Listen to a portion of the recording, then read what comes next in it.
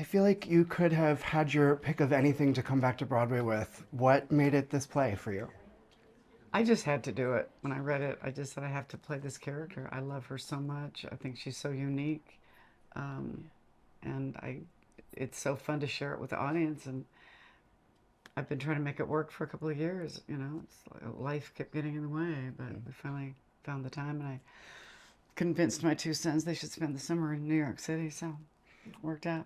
It's nice. Jamie, tell me where this character came from. I mean, it started from an idea. I was creating monologues based on real people in Louisiana that I knew.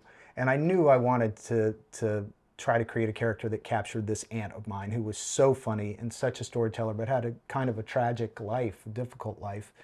And it just became something more. And there were questions I was chasing about her life that I ended up doing interviews with other women with similar experiences to find the answers for. And this whole story came to me, this whole idea of this woman. And over the years, it's been changed, refined. And it took a long time for this play to get here, but I say it waited for Jean. It waited for this moment in the world and this moment in Jean's career in life. Jean, we talked about this a little bit on the phone, but tell me some things that were artworks that were influential to you growing up. Oh gosh, I always liked Van Gogh. I always liked a lot of the impressionist painters like Mary Cassatt and John Singer Sargent, and um, I wasn't as interested in contemporary art, but I've now developed a taste for it. I appreciate it a lot more than I did before.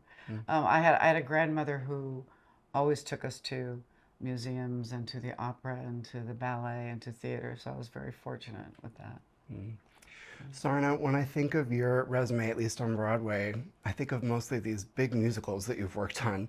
What is it like working on this much smaller scale show? It's a huge relief.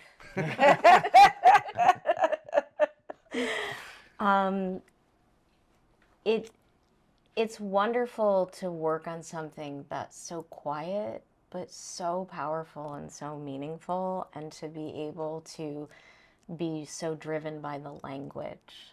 Because, I'm a big lover of literature, and it's what I studied for a long time, and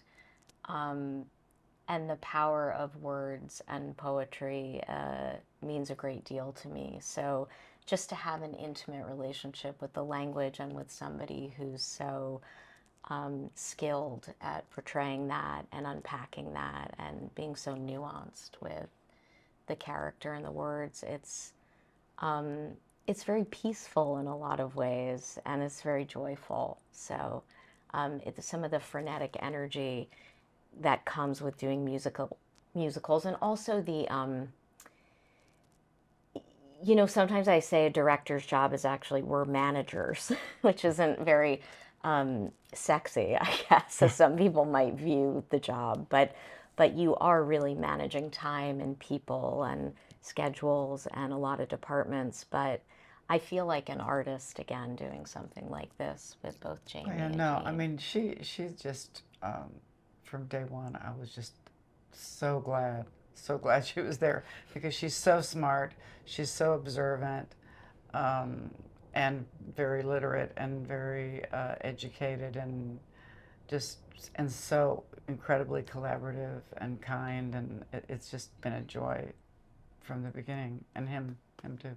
And this isn't a grand musical, but she had a grand vision for it. I mean, you've got you've got a big story here. You've got a huge talent telling it, and you've got a director with a big vision, particularly for how this character's internal life is expressed on the stage. So all that big musical energy is on display in our little show. I love that.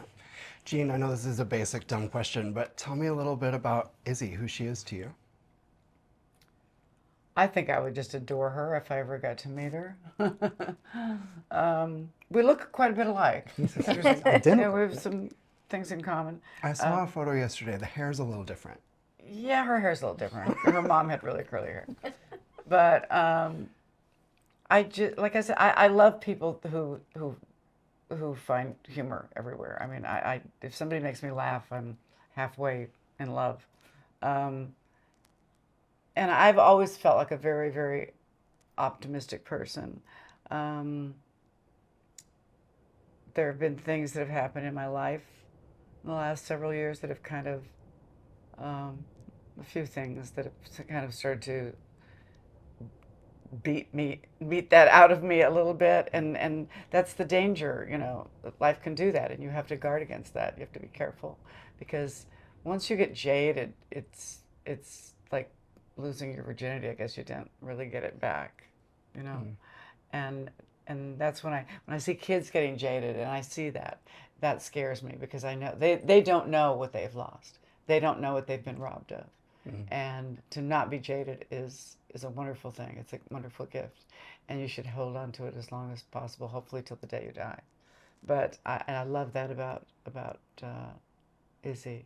Just no matter what happens to her, she's able to find joy and humor, and always be looking at, you know, the bright side of things, the sunny side.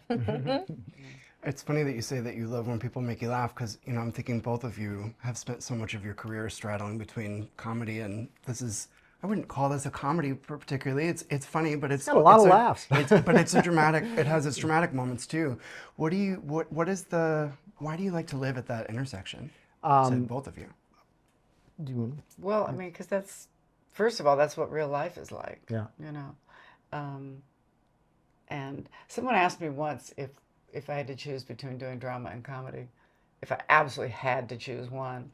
I thought I would never want to choose, but if I had to, I think I might choose to do drama, only because I think that then, if I was only doing comedy, then I might be a bitch in real life at home. You know what I mean? And so maybe if you're getting all the dark stuff out at work, then you can be, you know, Little Mary Sunshine at home, and it's easier on your family. That's true. But it's also always struck me, like, I feel like sometimes when people that are known for being funny take on dramatic roles, there's this like surprise that they can do it. But to me, the funniest people are almost always the best actors. Yes. Like I think that those two things almost go together. It's deep. It's a deep reaction from an audience, and actually to make someone laugh. I mean, there's a wonderful moment in this play that is due to the direction and the performance of this moment. That I hoped, when I wrote this, I hoped that this moment would happen this way, where the audience has a big belly laugh, and then something stunning and upsetting happens right away that actually makes them feel guilty for laughing, which is a stunning thing to watch an audience full of people go through. And that's the idea, is that laughter opens you wide up, and it opens you to the story and the experience and the vision of what you are seeing there in a very, very deep way.